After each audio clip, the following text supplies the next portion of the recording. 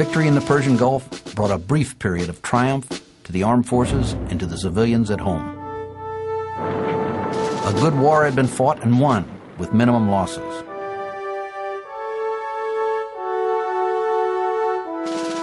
The expensive high-tech equipment that had been so controversial over the years proved itself.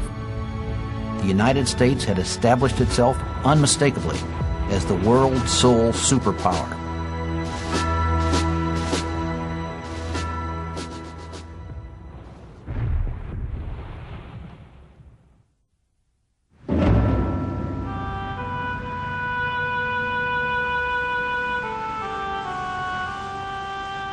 In the Pentagon, even as the Gulf War was being fought, plans were being made to reduce the size of all armed services by 25% or more.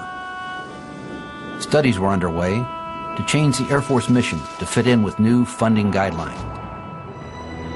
Planning dictated that the great air commands that won the Persian Gulf War, laden with tradition and battle honors, would be deactivated and relegated to history.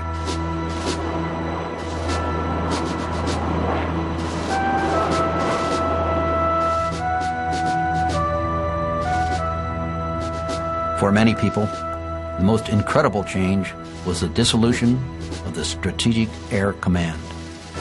SAC had been perhaps the greatest single reason for American success in the Cold War.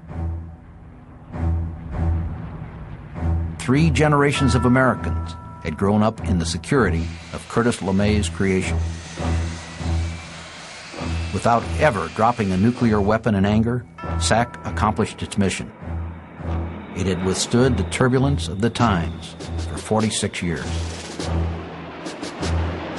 It had foregone its nuclear role to become a dropper of conventional iron bombs when necessary. But it never lost sight of its goal of nuclear deterrence.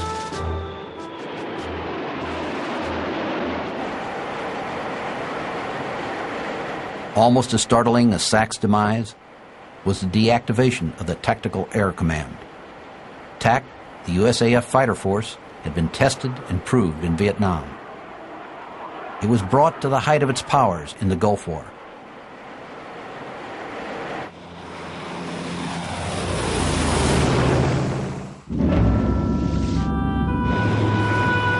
In the same way, the distinguished lineage of MAC, the Military Airlift Command, extended from flying the hump in World War II to the Berlin Airlift to performing relief work in Russia.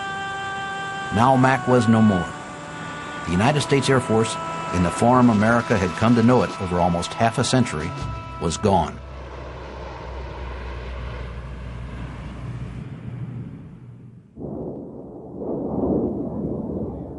Part of the reason for deactivation of the fine old Air Force commands was the blurring and distinction of tactical and strategic operations in the Gulf War. Tactical fighters like the F-15 had been assigned strategic targets.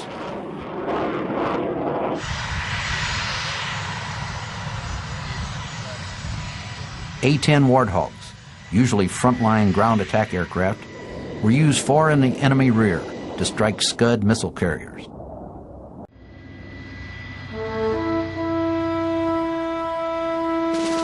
SAC, TAC, and MAC were replaced by 2 new commands. These commands were reduced in size and streamlined in structure. They combined elements of the old organizations. The first is the Air Combat Command. It combines former SAC and TAC elements for combat operation.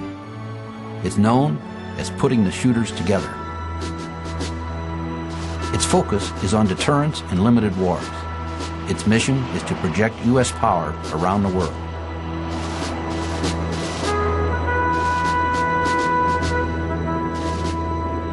The second new organization is the Air Mobility Command.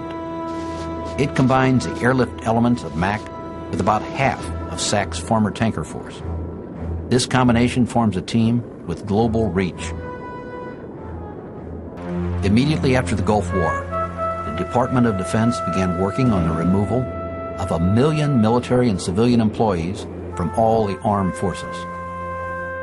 The Air Force was given a target personnel strength of 430,000 by 1997, a reduction of 29% from a decade before.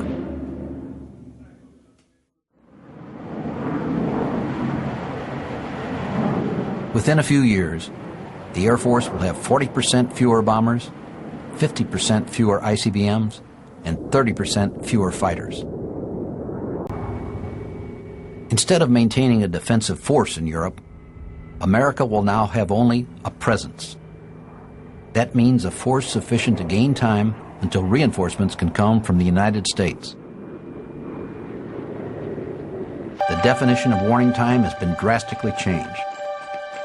It used to refer to the 30 minutes SAC would have to get bombers into the air after an attack had been launched.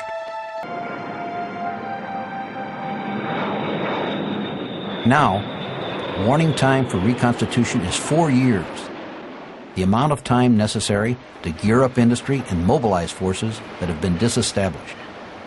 4 years might not be enough.